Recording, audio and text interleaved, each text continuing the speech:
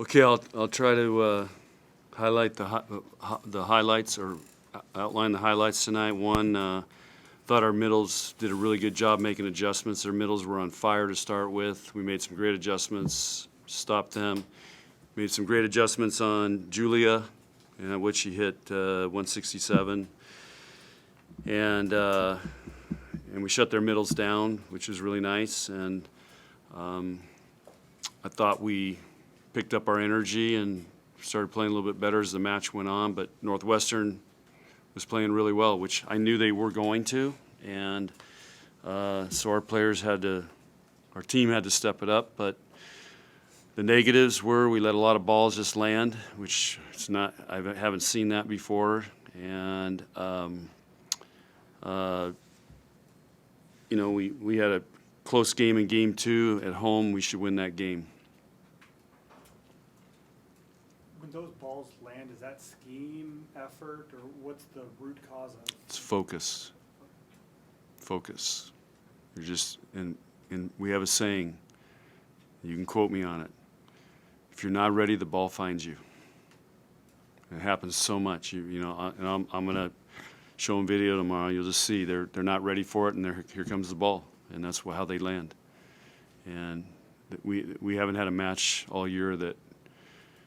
I mean, I think more balls dropped tonight than maybe the entire year so far. So it's focus. How were they able to find that focus in the third set? Well, I think they were. It's a good question. What did Andy and Becca say? I don't know. I just told them that get ready. We're in a battle. You're going to have to take it up a notch. What's the adjustment you had to make on Julia to keep this from being a longer? Well, they just with our block set up, and she still had a really couple nice kills, but they were setting her faster than they normally do, and she was tooling us down the line. So we had to adjust our block there, and then we adjusted our back row defense a little bit, and she started making a couple errors. We dug her a few times. She still had a couple really sharp cross-court hits that you ain't gonna dig those. You got to block those, and they were really nice hits. How did you see the serving improve as the match went on? Well, let's see, the first six servers, we missed 3 serves. I think 2 of them were in the net, and so you can only really go uphill from there, which we did a pretty good job. So, but that was not when you give them 6 rotations and you give them away 3 points and don't even let our blocking defense play. I mean, it's focus.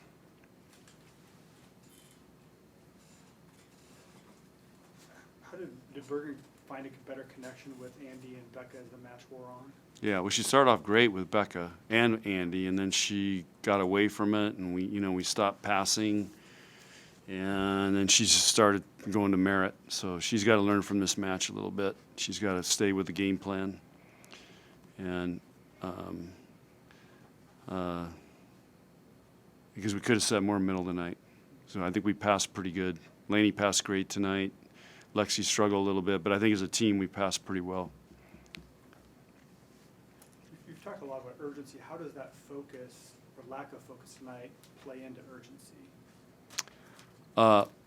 Well, it's hard to play with urgency when you're not focused and you're worried about other things and stuff going on, and I don't know.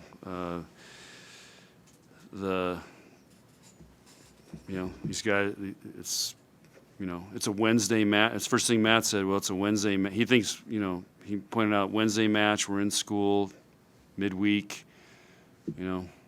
But Northwestern came out. They were dialed in, and we were lucky to win game 1. But we made some nice plays at the end there. But just how we started off, I mean, that just sends a message to the other team, like, oh, these guys aren't into it. But I don't think our team understands that yet. I'm trying to teach them. Are you worried when we're this deep into the season and they're still grasping that concept? Hey, the game has no memory, and every day is a new day, and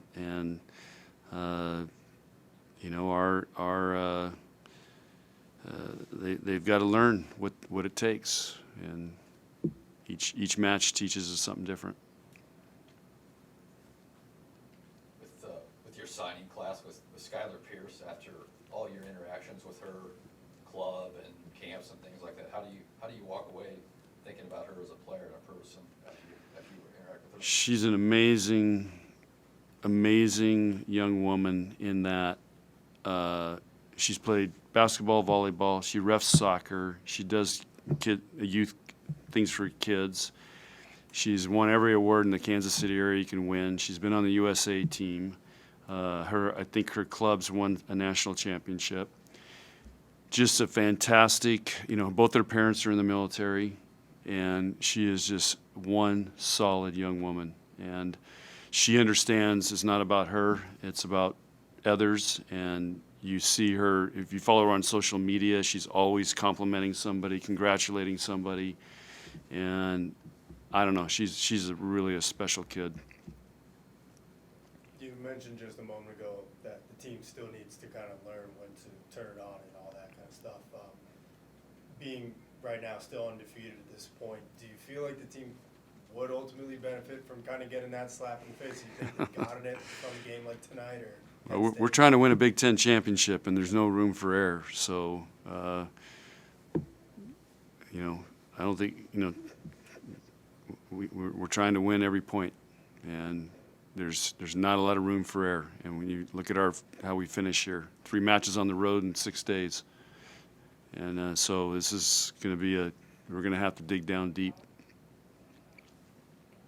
How do you see Olivia fitting in with the DSs that you've got on the team now? Awesome. She's,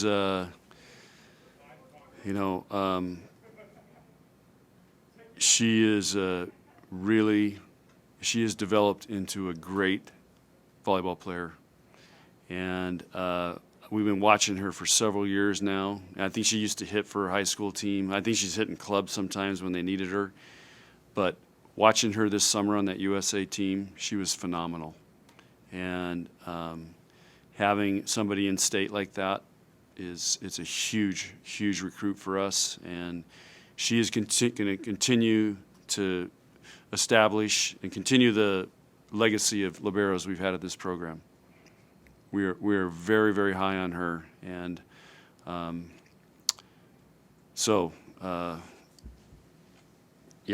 she really proved it this summer. And look at Bennington. Who's ever heard of Bennington State volleyball? I don't know how many years that she got them to state, but she's done an amazing job, and her club team's been great. So she's a great player. Skylar won't be able to play the full basketball season with her high school team. She's still going to play like 7 games. Yeah. What do you think of her doing that? Well, it'd be a good way to stay in shape. She loves basketball. I think she's trying to break some records. I guess her high school coach is okay with it. But she loves playing basketball. If she wasn't doing that, she'd probably be playing pickup games or going to play soccer or something. That kid. I asked her, when do you ever sleep? Because she's always on the go and doing something. But she's doing a lot of really cool stuff. How do you go, I mean, you have no seniors in this roster, you're adding 2 more players. How do you deal with that roster management? That's our job to do that, and it's not something we talk about publicly. Speaking of records and liberos, Lexi Rodriguez in this match passes Danny Busby-Kelly for 8th all-time in career digs. So like to have Oh, really? Oh, wow. I'll have to call Danny. Her parents were here tonight. I saw them. So I'll call Danny and let her know that. Lexi should be the greatest ever by the time she leaves here. So that's a good milestone. But Danny wasn't a bro that long. It wasn't like she was here for 4 years. But back then we were playing to 30 points. So, I saw Merritt almost broke a Pavin record. But Pavin had 30 points to do it. Merritt in 3 games, Skills in 3 games, but Merritt's only had playing to 25. So tougher to do. But I think she tied it. She tied Kelsey. Oh, was it Kelsey? Kelsey had Okay, the 25 yeah, record. yeah. I guarantee you Kelsey had way more sets than Merritt gets. Kelsey would pass bat on purpose so she would get set. All right, guys, thanks. Thank you. Meet the deadlines.